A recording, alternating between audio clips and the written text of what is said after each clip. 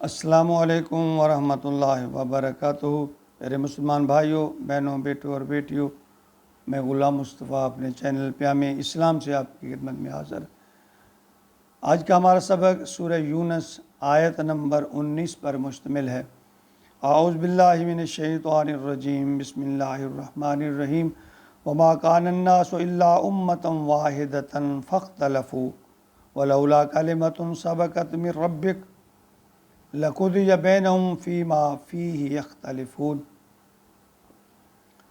پچھلی آیت میں توحید و شرک اور شفاعت کا بیان تھا۔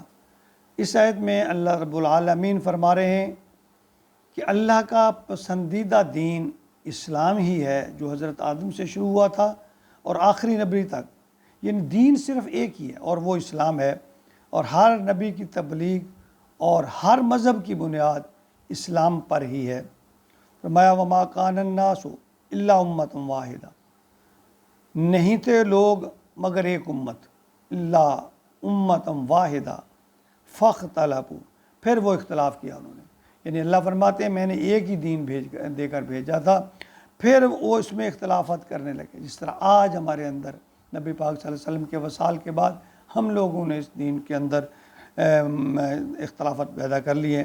وَلَوْلَا كَلِمَةٌ سَبَقَتْ مِن رَبِّكَ، اور اگر ایک بات تیرے رب کی طرف سے پہلے طے کر اللہ نے نہ کی ہوتی، وَلَوْلَا كَلِمَةً، یعنی یہ کلمہ ایک بات پکی نہ ہو جاتی، سَبَقَتْ مِن رَبِّكَ، یعنی اللہ نے تمہارے لیے تمہاری طرف سے ایک بات اللہ طے نہ کر چکا ہوتا، اللہ نے یعنی یوں کہہ لیں کہ اللہ نے کوئی اجل مقرر کی نہ ہوتی، تو تمہاری جو کائنات لقضی بینہم فیما فیہ یختلفون، تو فیصلہ کر دیا جاتا تمہارے درمیان فیہ یختلفون، جو تم اختلافات کرتے ہو۔ اللہ کہتے ہیں اگر دیکھیں اللہ کا نا ہر نظام کا ایک قانون ہے، اللہ اس قانون کو توڑتے نہیں۔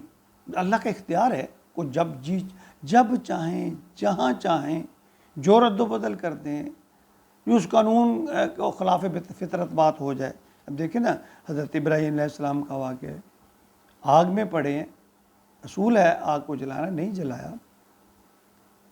فرعون اسی دریا میں غرق ہوا جس میں موسیٰ علیہ السلام نکل گئے، برابر تھا سب کے لیے پانی، فطرت ہی ڈبو دینا۔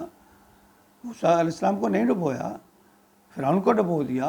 یعنی اللہ، لیکن اللہ کا جو قانون ہے نا فطر، اللہ یہ اسی آیت میں فرما رہے ہیں کہ میں نے ایک قانون بنا دیا، میں نے ایک امت بنایا اور تم نے اس پہ اختلافات شروع کر دیا۔ اللہ فرماتے ہیں اگر میں نے یہ تم سے وعدہ نہ کیا ہوتا نا تمہارے اجل کا، یعنی بھی تمہارا حساب کتاب ایک ہی دن کروں گا، قیامت کا تم سے وعدہ، تو تمہیں اللہ تعالیٰ فرماتے ہیں تہس نہس کر کے رکھ دیتا۔ جس طرح تم نے اختلافات میرے دین میں پیدا کیے، تمہارا جو ہے اللہ تعالیٰ کہتے ہیں کہ میں تیا پانچا کر دیتا۔ دیکھیں آدم سے نوح تک 10 صدیاں کا یہ دور ہے۔ ایک ہی دین تھا، دین فطرت تھا، اس میں بت پرستی نہیں تھی، اور جرم گناہ ہوں گے، لیکن بت پرستی یا شرک جو ہے اس کی ابتدا نوح علیہ السلام کے بعد ان کے جو لوگ تھے، جو امت تھی، اس سے ابتدا ہوئی۔ اور وہ بھی اس طرح کہ اس قوم کے جو نیک لوگ جب فوت ہو گئے، ان کا نام تھا واد، سوا، یغوث، یعوق، نصر، قرآن میں بھی ان کا ذکر آتا ہے، ہم یہ پڑھتے ہیں۔ یہ بتوں کے نام، اصل میں یہ نام بتوں کے نہیں ہیں، اصل میں یہ نام تھے ان اللہ والوں کے جو نیک لوگ تھے۔ تو انہوں نے جب وہ مر گئے تو کسی نے مشورہ، بلکہ یوں سمجھ لیں کسی شیطان نما انسان مشورہ دیا کہ یار عبادت میں نا وہ دل نہیں جمتا جس طرح وہ لوگ یہاں بیٹھے ہوتے، ان کی برکتیں ہوتی تھیں، تو ایسا کرتے ہیں ان کی تشبیہ ان کے بت بنا کر رکھ لیتے ہیں، تو تاکہ جو ہے وہ کہتے تھے ہمیں اس طرح عبادت میں ہمارا دل جمع رہتا ہے۔ یعنی یہاں سے پھر شرک کی ابتدا ہوئی۔ تو اس بے راروی جو ہے یا عبادات میں اختلاف جو ہے، یہی تو اللہ کے ساتھ شرک ہے نا، یہی بات تو ہے جو اللہ کو پسند نہیں ہے۔ یعنی ایک نئی بات پیدا کر دی جو پہلے نہیں تھی، یہی اس کا ذکر اللہ فرماتے ہیں کہ تم نے ایسے ایسے اختلافات پیدا کر دیے ہیں، میں چاہتا تو تمہیں ہلاک کر کے رکھ دیتا جو تمہاری کرتوتیں ہیں، میں نے تو ایک اجر یعنی ایک قیامت کا وعدہ کر رکھا ہے، اس میں حساب کتاب ہوگا، اب تمہیں چھوٹ ہے، آزادی ہے، جو کرنا ہے کر لو۔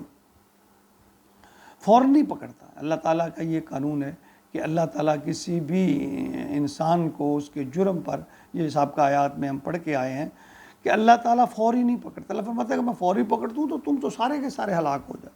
دیکھیں انسان ہے نا، ہر انسان جتنا بھی وہ اچھا ہو، جتنا بھی پارسا ہو، کبھی نہ کبھی کہیں نہ کہیں کہیں بھول ہو جاتی، کہیں غلطی ہو جاتی، کہیں شیطان ورگلا لیتا ہے تو گناہ میں پڑ جاتا ہے، گناہ کے ارتکاب کر لیتا ہے، غلط کام، اللہ کی نافرمانی کر بیٹھتا ہے، تو اللہ تعالیٰ فوراً نہیں پکڑتے۔ اللہ تعالیٰ انسان کو مہلت دیتے تاکہ وہ اپنے اس عمل پر شرمندہ ہو کر اللہ کی طرف رجوع کرے، معافی مانگے، توبہ کر لے، اللہ معاف کر دیں گے۔ لیکن شرک ایسا ہے جو اللہ تعالیٰ معاف نہیں کریں گے، اس سے ہمیں بچنا ہے۔ اور اختلافات یہ بھی دوسرے نمبر کا بڑا جرم ہے جس کو اللہ نے انتہائی ناپسندیدہ قرار دیا ہے۔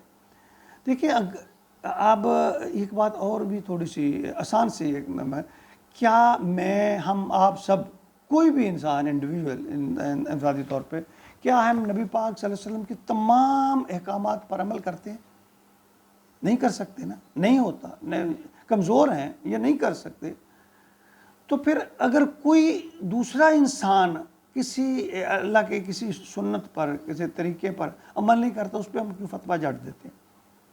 جتنا وہ کر سکتا ہے کر دے، تم جتنا کر سکتے ہو کرو، ہاں اللہ کے رسول کا انکار نہ کرے، منکر نہ ہو، تو پھر ہمارا کیا حق پہنچتا ہے کہ ہم اس پہ فتوے جڑیں، اس کو بے ایمان، مرتد، غیر مسلم اس کو کر دیں؟ ہو سکتا ہے اس کے کچھ اعمال ایسے ہوں جو اللہ کو آپ سے بھی آپ کے عمل سے زیادہ پسند ہوں، یعنی جو اللہ نے ایمان کا فیصلہ کرنا ہے اس کا فیصلہ ہم نے اپنے ہاتھ میں لے لیا۔ ایمان کا فیصلہ اللہ کے ہاتھ میں ہے، اللہ نے فیصلہ کرنا ہے کس کے دل میں کتنا ایمان ہے، ہم اس کا فیصلہ کریں۔ ہمارے ذمہ اعمال لگے ہیں وہ ہم کرتے ہیں، یعنی جو ہمارے ذمہ کام ہے وہ نہیں کرنا، جو اللہ کے ذمہ کام اللہ کے اختیارات میں ہے اس میں مداخلت کرنی ہے۔ ایمان کا فیصلہ اللہ کے پاس ہے، کون کتنا ایماندار ہے اللہ جانتے ہیں، کون کتنا نیک ہے اللہ جانتے ہیں۔ اگر وہ کچھ نہ کچھ اللہ کے رسول کے احکامات پر چل رہا ہے، مان رہا ہے، تو اللہ کا اس کے ساتھ اس کا تم اس سے اچھا کرو، تم اس سے بہتر کرو، ہاں اچھے انداز میں اسے بتاؤ، کہو، لیکن جھگڑے فتنے سے بچو۔ اللہ تعالیٰ ہم اس سے پناہ مانگو، اللہ تعالیٰ ہمیں فتنے سے، جھگڑے سے، اختلافات سے بچائے، آمین یا رب۔